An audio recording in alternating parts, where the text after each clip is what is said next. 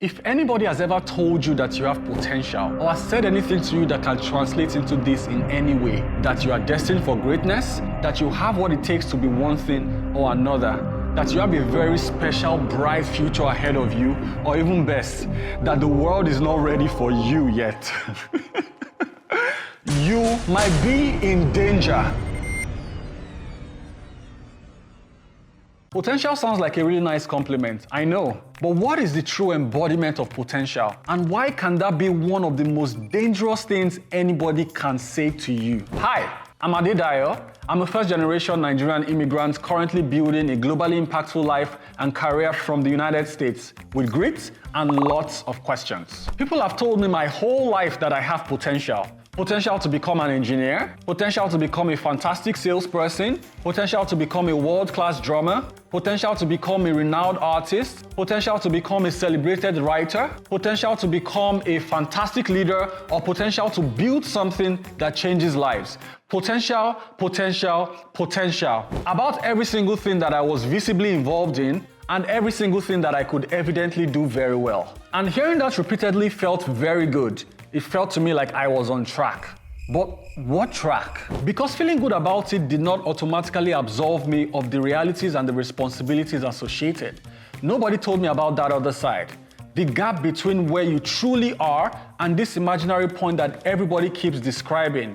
The necessary work associated with closing that gap, the mindset upgrade that is required to even begin that journey, the paralysis that characterizes this kind of stories for several different people all over the world, and the exhaustion of trying to live up to a label that somebody else gave to you without also providing you the strategies to cash in on that. So I spent a good chunk of my life tinkering around the illusion of potential, painting once every 2 years, drumming whenever I had the chance, writing once every 14 months, or selling whenever a blue moon appeared. Always starting many different things, rarely ever finishing, always seeming promising, but rarely ever proven. Until one day, when someone said those words to me again, you have potential.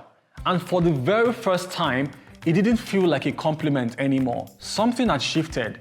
This time, it felt like a testament to a gap, a wide, gaping gap, and a quiet specification of inadequacy. That was when I came to understand that potential is not progress. In fact, potential can be detrimental to you. And in this video, I'm going to share with you 3 reasons why, as well as something that you can start to do if you have found yourself stuck in this unnamed abyss. Now, before I get into the dangers, let me tell you this. Potential is that thing that people see in you before you have done anything tangible about it. For me, it was writing, music, sales, art. For you, it could be whatever it is that people continually tell you that you could be great at. So this is what that looked like in my life, honestly. That role that I could have applied for is absolutely amazing in my head. That skill that I could have built has me as one of the best in the world in my head. That beat that I could have created is widely applauded in my head. The think pieces that I could have written are wildly celebrated in my head. The phone calls that I could have made led to $1 million sales in my head. The opportunities that I could have raised my hands for turned out to be the biggest leadership tables I ever imagined in my head. Every single thing was in my head. Too many people die with every single thing still in their head, and I was going in that direction as well. In trying not to be one of those people, here are 3 different dangers about potential that I need you to understand. 1, the intoxication of potential. The first danger of potential is that it is really intoxicating. And I mean that literally, because it carries every possibility imaginable without any of the risks that possibilities actually involve. You get to live in a dream of perfection without any public scoreboard, without anybody having the opportunity to grade your results, and without you ever facing the risk of getting to know that your best effort might only be average. And that is the seduction that it offers, because it is far more comfortable to be the genius who has never really tried anything than to be the worker who has given his all and it's still not good enough. So you decide to stay there a bit more. I know I can do this because my uncle told me that I can. But in comparison to the level your uncle expected you to operate at, can you really do it? When people praise my own potential, they were not really praising me. They were praising a ghost that they hoped was going to come to life one day. A version of me that only existed in their imagination. And the dangerous part was that I began to live there too. In that never-ending imagination, where everything was totally perfect, fully baked, but nothing had really ever been tested yet. One of the quiet tragedies of the world is to have everything it takes and yet be paralyzed by that same thing that makes you exceptional. To be intelligent and be grounded by your own intelligence. To be creative and frozen by the endless possibilities your creativity produces. To be promising and yet imprisoned by that very promise. Don't be a prisoner to your own intelligence. Don't be the person that something is expected of, but there you are, waiting for the right moment, the right conditions, the right version of yourself. Because while you are waiting, time is moving, and something else begins to happen when time starts to move. Which brings us to danger number 2, the cost of untested potential. Here is an interesting characteristic of potential. It decays. Not necessarily in the inherent ability, but in the surrounding conditions that make it possible. Because an idea never comes alone. It comes with a certain intensity, a certain passion, a certain excitement, a support system, and a window of time where everything is aligned. And in most cases, a lot of these conditions can change. The intensity can reduce, the support can shift, the passion can wane, and the excitement can be diluted.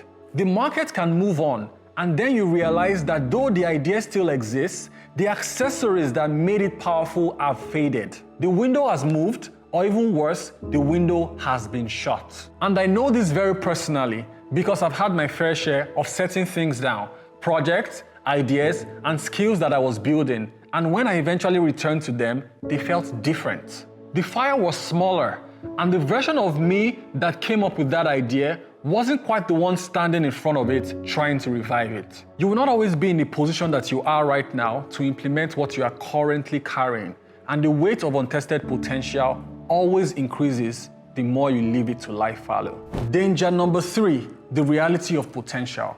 We are all judged not by what we almost did, but what we actually did. Potential is one of the most flattering things that anybody can describe you with, but it is totally useless as a currency because the world does not pay for potential. After I moved to the United States for my graduate studies, I needed an internship to connect with the professional landscape and build credibility long before I lost the shade of the student umbrella that I currently had. Little did I know that my track record up until that point could not speak for me all on its own. To my shock, I had to submit over 500 applications to land a grand total of 4 interviews and just 2 offers. Not 5 applications, not 50, over 500. And in fact, I had to stop counting and tracking them when that became an unproductive chore. The same was true of my scholarships. I mean, graduate school in the United States was not going to fund itself. So I wrote essay after essay, submission after submission, not because any one of them was perfect, but because each one of them was proof that I believed that a door could open. Eventually, over $100,000 of scholarships came through, not because of my potential, but because of my receipts. I didn't get a reward for 499 applications. Nobody celebrated the ideas that failed, and nobody screamed about the essays that went nowhere. The world only showed up with opportunities and open doors when I produced enough reps that were real enough and refined enough to warrant a response. Rarely do people get hired for potential alone. Nobody has ever gotten funded for an idea that they have kept totally private, and nobody ever gets promoted for work that they almost did. Most times, the job does not go to the person who could have been great. It goes to the person who is already great. The world does not pay for potential. It pays for proof. If you have gotten to this point, this clearly means something to you. So what exactly should you do if potential is keeping you stuck? Here is what worked for me. I'm going to be very specific. I mean, Vague advice is what got us into this conversation in the very first place. I built something for myself and I called it the AP engine. AP meaning anti-potential, and I'm going to walk you through exactly how that works. The AP engine is not something that I read about somewhere. It is something that I lived my way into, one failure at a time. And it has several different elements which I'm going to share with you today. Element number 1, ultra specificity. So I had a list of things that I had potential in that paralyzed me. The volume of my own potential was crushing me. I could not move because I didn't know where to start. And not knowing where to start obviously meant that I started nowhere. So the first thing that I did to solve this problem for myself was to get ultra specific. Not about the things that I wanted or things that I fantasized about, but around things that I actually needed and things that were aligned to where I truly was. I made a simple list of every single thing that I had potential in and every single thing that anyone has ever told me that I could be great at. And then I ranked them, not based on what sounded the most impressive, but based on what was most necessary, most feasible, and most connected to the influence that I could have right now, based on my actual abilities, my actual resources, and my actual position. And here's what the ranking gave to me that I did not expect. Permission. Permission to put drumming aside for a while. Permission to put painting aside for a while. Permission to set aside the 10 other things that were tugging for my attention because the ranking had already told me what was most important right now. Ultra specificity is not about closing doors. It's about knowing what door to walk through first. Element 2, bias for small actions. Once I knew exactly what mattered most, I placed all of my attention on doing the smallest possible version of that thing. Not the full version, not the version that I was proud of, but the smallest possible version that also counted as real. With my scholarships, I wrote one paragraph, then wrote another, then reviewed when I had 10 paragraphs. With my internship applications, I submitted one and another, and then reviewed what was working. With leadership, I sold an idea to one person, sold it to another person, and reviewed what was working. One paragraph, one application, one person. There are many times that we complicate what a small action actually looks like. A small action could be picking up the phone when it rings. A small action could be dialing. It could be practicing for just 10 minutes. It could be ordering that thing that you have been putting aside. It could be learning one small specific thing today. It could be saying hi to the right person. It could be asking for something that you generally wouldn't. It could be following up faster than you generally would. Small does not mean insignificant. Small means sustainable. Small means can be done today instead of someday. So before thinking of getting great, think first of getting moving. Execution is not the reward for being ready. Execution is how you get ready. And the first version will always be bad. That is not a problem. That is the entire point. I currently work for a Fortune 500, a direct result of an internship that I applied for when I wasn't sure that I was ready. I won an international award from the American Society of Engineering Management for a paper that I wrote when I had no idea what I was doing at the first paragraph. I have had some very interesting results in my life, but none of it started big. Every single one started small. Element 3.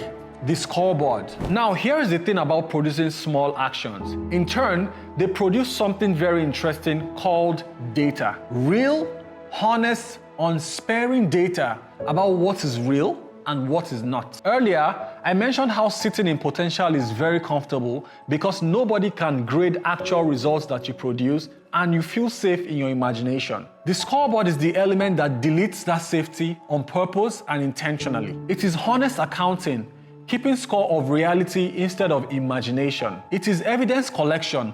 Every single output becomes another data point. It is a feedback loop that improves your next action. It is a reality check that shows you exactly where you are, not where you hoped you were going to be or where you imagined that you should be. And what the scoreboard eventually showed me changed every single thing that I was imagining. I thought I was working hard, but the data told me that I was spending more time watching Netflix shows than doing anything about the things that I proclaimed mattered to me. I thought I was resting intentionally, but the data told me that I was drifting, floating without any anchor, any direction, or any output. I could see it in numbers, in categories, week by week, how much time I was spending avoiding the confrontation of becoming the person that my uncle said I could be. I was not lazy, I was hiding. And the scoreboard made that impossible for me to deny. And that led me to my biggest discovery yet. Data never lies to you the way motivation and potential does. Potential tells you that tomorrow is going to be different. You are almost there and you just need the right moment. Data tells you that you have submitted 47 applications this month and you have 0 responses back, which means something specific needs to change. So I tracked everything, every output, every response, every insight. I became obsessed with taking little actions, tracking the results, and following up. I began to go deep on what my scoreboard was actually saying mattered the most. Every output became a receipt, and receipts are infinitely more valuable than the compliments of potential. So stop collecting compliments and start collecting receipts. Build your scoreboard and let it tell you where you are. Element number 4. Systems that remove decisions and kill the need for motivation. As soon as small actions start producing data and your scoreboard start telling you what is working, it's time to wrap the entire thing around systems. Because if your execution depends on whatever you are feeling on a given day, you're going to end up glorifying potential for more time as opposed to destroying it. The answer is not motivation. The answer is a system that removes that decision entirely. A word count that you commit to every single day can be a system. A time block that does not move can be a system. An accountability partner who monitors your output, not your intention, can be a system. A deadline that you have told somebody else about can be a system. The right system always does one thing well. It makes action the next obvious thing. You do not have to wake up any day to ask yourself, what am I supposed to be working on today? The system already decided that for you. All you have to do is wake up and show up. I found myself moving in the direction that my uncle has been hoping for, not because I finally felt ready, but because I built a system that supercharged that and was quietly doing the work of becoming for me, even on the days when I didn't feel like it. So there we go. This is the AP Engine anti-potential. Do this for 6 months and dormant potential is going to become a thing of your past. So yes, potential can feel very flattering, but it is dangerous for you if you stay there. The intoxication is going to keep you comfortable, the decay is going to close the window, and the world is going to move on. So make a decision to stop chasing being promising and start chasing being proven. Because the longer you keep potential in your hands, the more it costs you. And those bills are paid in years, not money. So get up and go do something about that. If you enjoyed this video, make sure to like, comment, share with your friends, and subscribe to the channel.